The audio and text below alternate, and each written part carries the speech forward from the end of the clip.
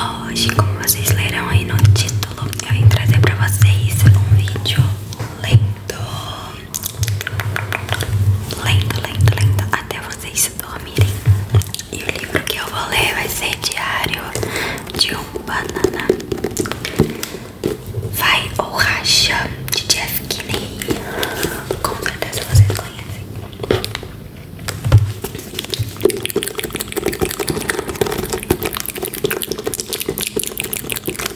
Mas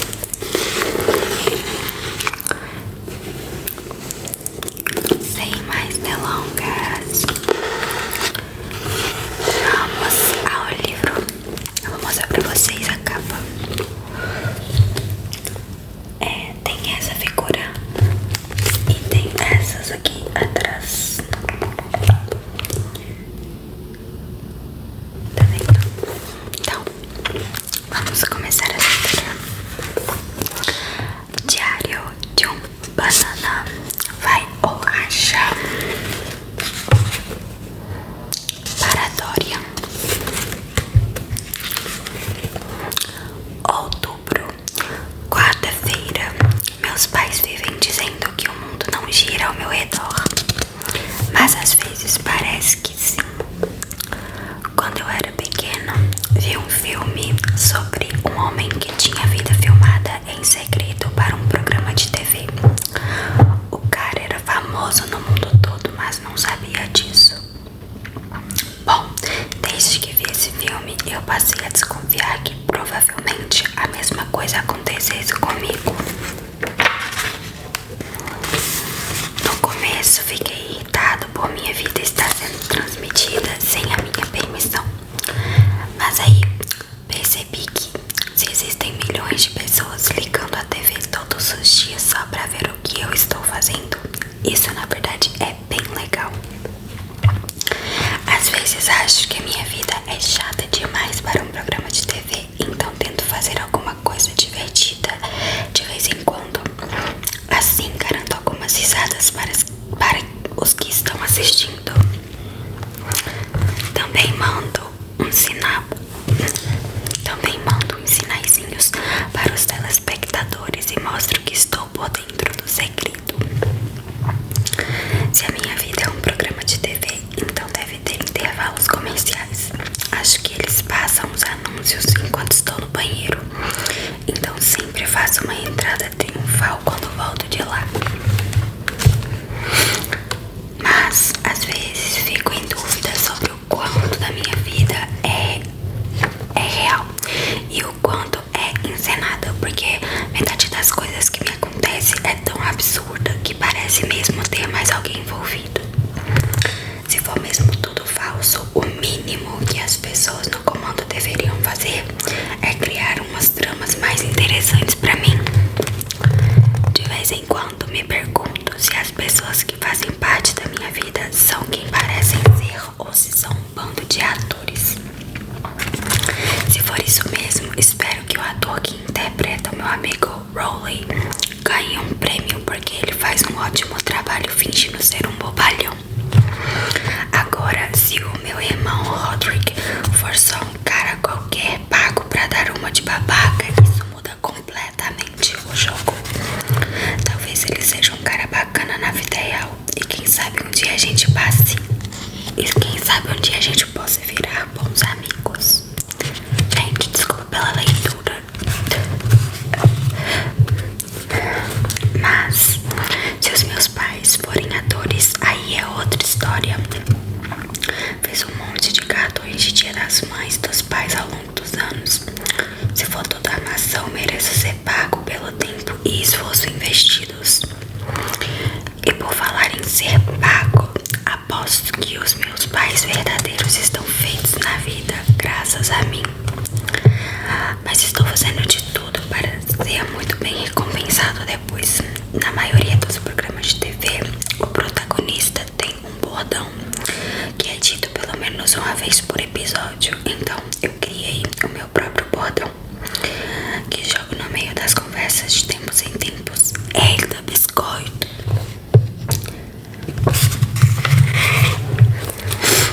Depois quero estampar o meu bordão em todo tipo de bugiganga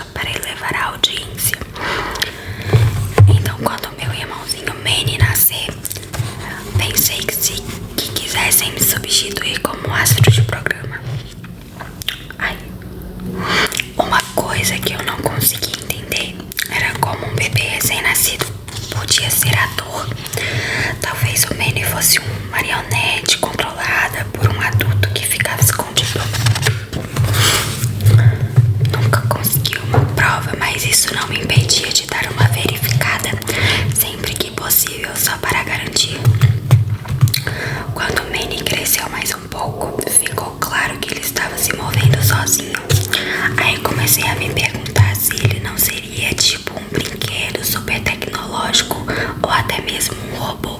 Daí comecei a pensar que todos ao meu redor podiam ser robôs e que eu era o único humano da família. Os robôs precisam de eletricidade para funcionar e se explicaria por que a nossa casa tem pelo menos 2 ou 3 tomadas por cômodo. Isso também explicaria o que os meus pais dizem quando acham que eu não estou ouvindo. Talvez a gente possa viajar no fim de semana para recarregar as pilhas. Se os robôs são movidos a pilha, dá pra entender porque tem um monte delas numa caixa na lavanderia. Não sei exatamente onde essas pilhas são usadas, mas tem alguns palpites. A única maneira de descobrir se as pessoas da minha família eram mesmo robôs seria provocar um curto-circuito. Mas ou o papai era um modelo à prova d'água ou era só um humano comum sem o menor senso de humor. Esse incidente me deixou de castigo por uma semana. As pessoas que assistem ao meu programa devem ter dado boas risadas, mas tenho certeza de que a audiência despencou depois disso. No fim das contas, acho que sou apenas um garoto normal, levando uma vida normal, e não um astro de programa de TV. Mas ainda pode ter alguém por aí me vigiando. Com tantos planetas e universo, deve ter alguma vida inteligente no espaço. Muita gente diz que os alienígenas existem, que podem ter OVNIs circulando pelo céu o tempo todo. Mas acho que os extraterrestres são espertos e por isso ficam na deles, esperando o momento certo para a invasão. Eles devem estar espionando as pessoas nesse exato instante, reunindo informações sobre a maneira como vivemos. Meu palpite é que as moscas são pequenos drones que os alienígenas usam para capturar imagens e mandar para as naves. Quem já viu uma foto de uma mosca de perto sabe, aqueles olhos são na verdade câmeras de altíssima tecnologia. A única coisa que não entendo é porque os alienígenas se interessam tanto por cocô de cachorro, mas acho que eles devem ter boas razões para isso. Tentei explicar minha teoria para os meus pais e outros adultos, mas está na cara que ninguém leva a sério o que as crianças falam. Então, sempre que tenho chance, faço questão de mostrar para os alienígenas que estou do lado deles. Só espero que eu esteja certo sobre as moscas, porque se os drones, na verdade, forem os pernilongos, podemos esperar uma invasão alienígena a qualquer momento. O lance é que eu sempre soube que existe alguém por aí tomando conta da minha vida. Depois que a minha avó morreu, a mamãe falou que eu ia estar sempre seguro, porque ela estava olhando por mim no céu. Até achei legal e tudo, mas não sei muito bem como isso funciona. Tudo bem se a vovó me olhar quando eu estiver andando de skate ou fazendo alguma coisa que exige proteção extra, mas existem momentos em que a gente precisa de privacidade. O que me preocupa é que quando a vovó ainda estava viva, às vezes eu era bem mal educado, então se eu fosse ela, não ligaria muito se alguma coisa acontecesse comigo. Se a vovó fingir que não me vê enquanto eu atravesso a rua ou coisa do tipo, não posso reclamar. Na verdade, eu me sinto meio mal por minha avó ficar de olho em mim 24 horas por dia. Ela deu duro a vida toda como garçonete, por isso tenho o direito de descansar. Espero que ela esteja numa banheira de espuma lá no céu, lendo seus romances açucarados e não vendo um moleque ingrato fazer a lição de casa todas as noites.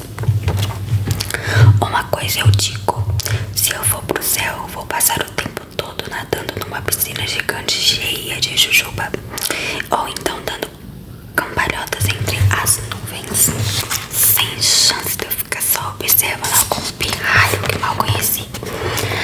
A única coisa que me tornaria isso mais divertido seria ter o poder de punir os meus descendentes quando eles fizessem alguma coisa irritante. Pouco tempo atrás, a mamãe me disse que não era só a vovó que estava olhando por mim, e sim todos os meus parentes que já tinham morrido. Eu meio que acharia melhor se ela não tivesse me contado isso, porque agora, quando pego cola com o Alex Arruda, fico me sentindo muito mais culpado do que antes. Eu só quero saber para quantas gerações isso vale. Tudo bem se forem os familiares do último século, mas se toda minha árvore genealógica desde o início estiver incluída, a coisa muda totalmente de figura. Quer dizer, se tiver ancestrais dos tempos das cavernas olhando por mim, esse pessoal com certeza vai ficar confuso com o que eu tô fazendo no meu dia a dia. Pra ser sincero, não gosto da ideia de ter esse monte de gente me espionando. Se os meus parentes estiverem mesmo me vendo toda vez que eu saio do banho ou lambo o dedo depois de enfiar na orelha, vou ficar bem sem jeito quando a gente se encontrar.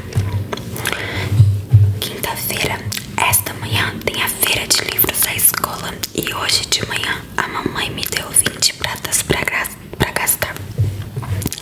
Pensei que poderia comprar o que quisesse, mas na verdade a ideia da mamãe era que eu gastasse tudo em livros. Só que quando você tem a chance de comprar um lápis gigante com olhinhos que se mexem, é meio difícil deixar passar as oportunidades. Além do lápis, comprei um pôster com um gato dizendo uma frase sarcástica, uma borracha em forma de panda, uma calculadora que brilha no escuro, uma caneta que escreve debaixo d'água e outro lápis gigante com olhinhos que se mexem. Só pra garantir, caso eu perca ou me roubem o outro. Desconfiei que a mamãe não podia gostar da maneira como gastei o dinheiro dela, então fiz questão de comprar também um ioiô com uma mensagem bacana. Eu amo ler, mas a mamãe não ficou nada satisfeita. Disse que eu preciso voltar amanhã e trocar todas as coisas que comprei por livros. A mamãe falou que o cérebro é como um músculo e se não for exercitado com leituras e coisas criativas, fica fraco e molenga. Ela disse que os videogames e a TV estão deixando meu cérebro flácido e que se continuar desse jeito, vou viver como um zumbi sem consciência pelo resto da minha vida. A mamãe falou que se eu desligasse a TV e largasse o controle do videogame, poderia descobrir um talento oculto em mim. É uma ideia interessante e tal, mas sempre que a mamãe tenta me fazer sair da rotina, eu acabo me dando muito mal. No terceiro ano, teve uma oficina de poesia na escola e quando eu mostrei o que estava escrevendo, a mamãe ficou bem impressionada.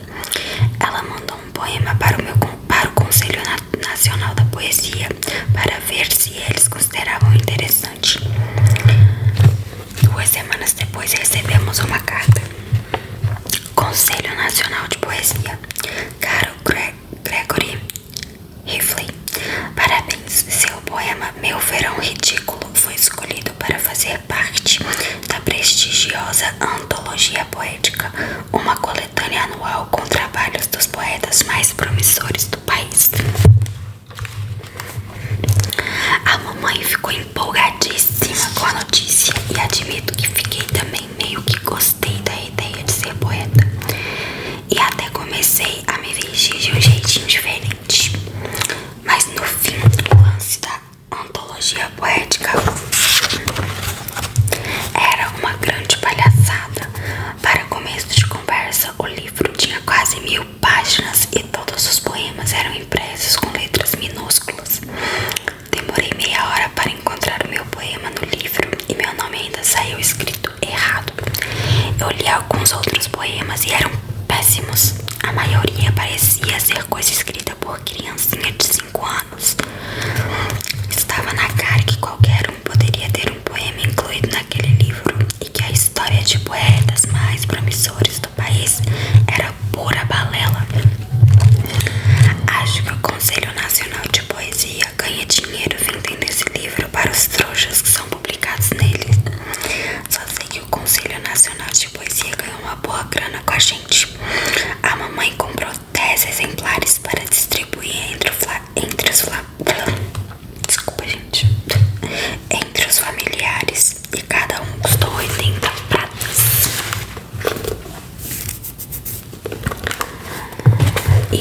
ainda comprou exemplares pra mim a mais, caso eu queira dar para os meus filhos algum dia.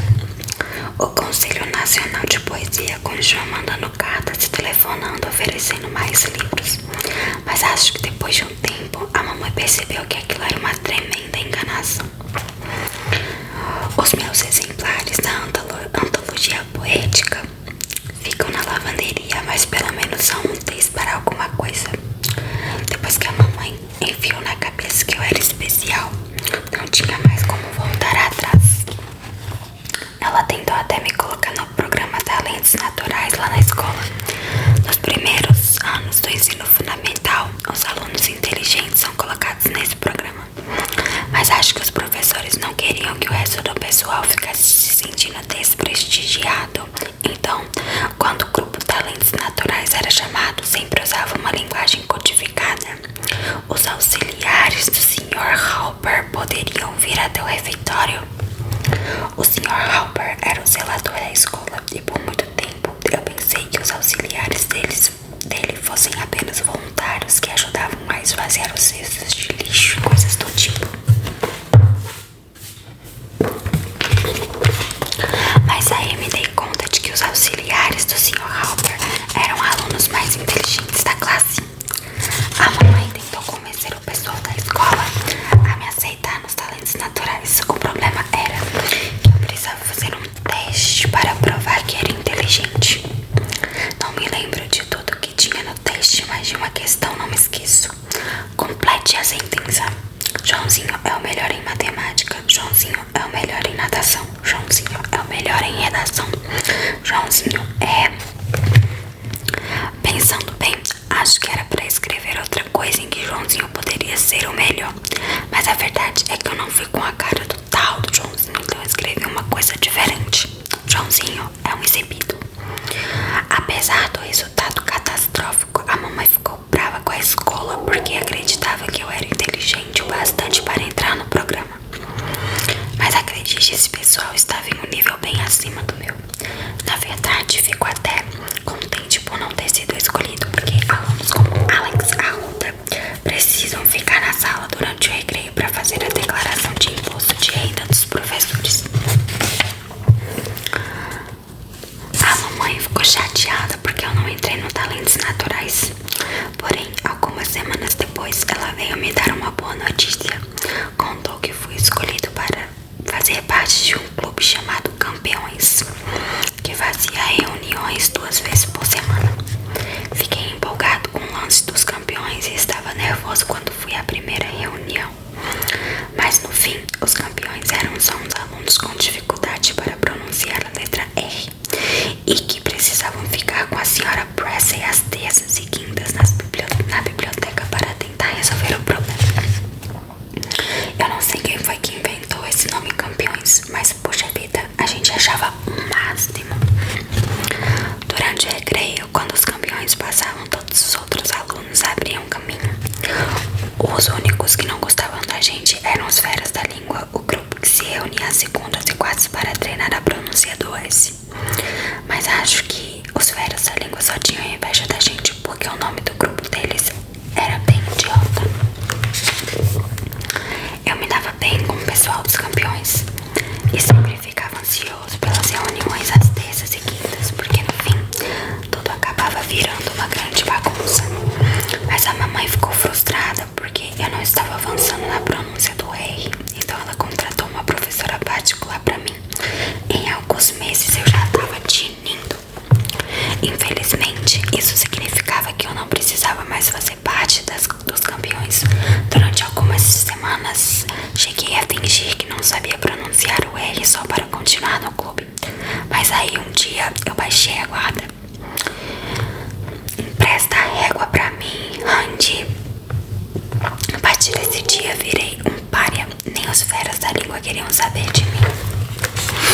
No fim, todos os pais acham que seus filhos são especiais, mas essa coisa está começando a passar dos limites. Manny fez parte de um time de futebol. Na primavera, os moleques eram uma porcaria. Não conseguiram marcar nenhum gol e tomavam uns 10 por jogo. No mínimo, o goleiro da QM passava o jogo inteirinho enfiando grama no umbigo. No fim da temporada, teve uma cerimônia de premiação.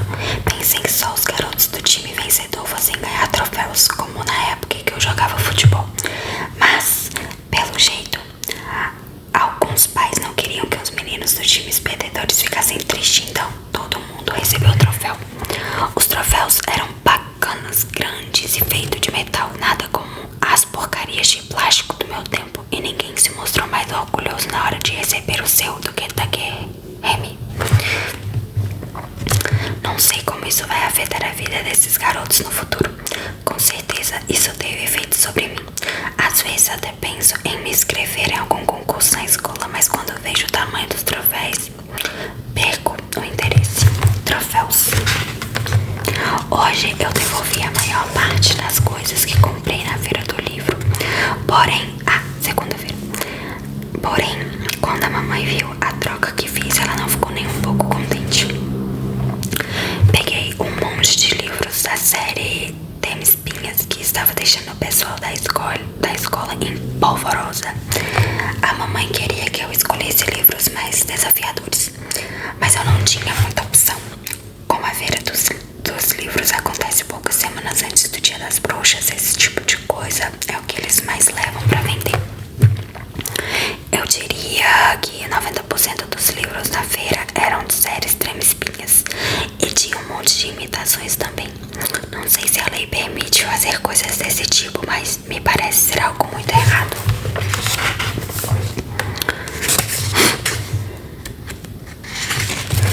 Esses livros de terror apareceram do nada. A última série a fazer sucesso na minha escola foi Os Ladrões de Cueca, mas esses livros andam totalmente fora de moda. Inclusive, nessa semana eu vi um garoto andando pelos corredores com o livro dos Ladrões de Cueca e o moleque do 8º ano deu um cuecão nele. Não sou muito fã de histórias de terror. Quando eu leio esse tipo de coisa, sempre tenho pesadelos.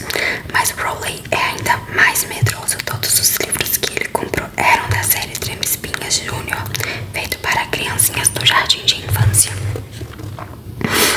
Pelo menos enfrento pra valer o terror. Um dos livros que comprei é sobre um cara que é congelado e acorda no futuro. Achei que era só ficção, mas Albert Sand comentou de um ricaço que está fazendo isso de verdade. Albert disse que viu uma reportagem sobre um velho bilionário que estava bem doente e pagou uma fortuna para ser congelado vivo. Aí daqui 100 anos ele vai ser descongelado.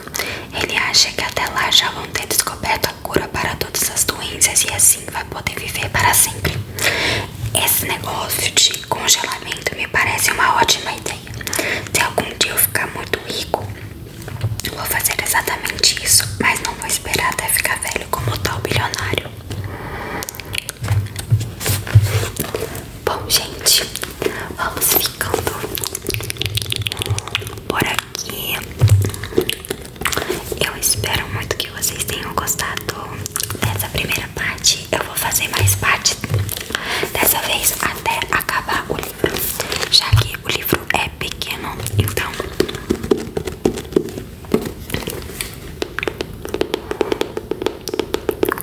é isso.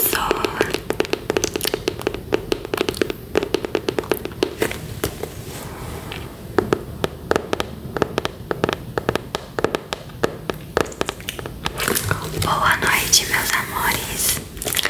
Eu espero que eu tenha ajudado vocês a relaxar.